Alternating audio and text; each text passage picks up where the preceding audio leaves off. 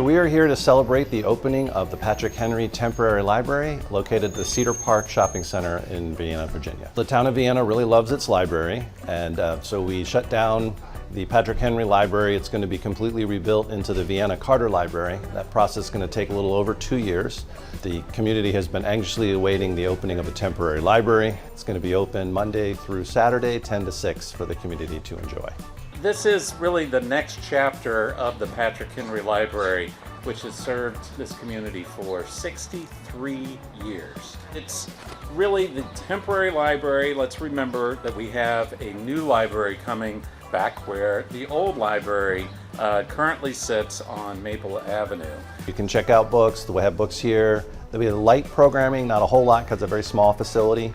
We'll have some laptops that they can borrow for use inside the library. Librarians here, if you need to ask a question, get some help with some research, you can pick up your holds here. There also is a book drop. Most of the services of a library, but smaller. We know it's a convenience. We know libraries are based on their communities, so we know they don't want to drive necessarily 4 or 5 miles to get to the next library. So we're hoping to give them as much as we can here. So it is a nice little oasis of library while they're waiting for the Vienna Carter Library to complete its construction.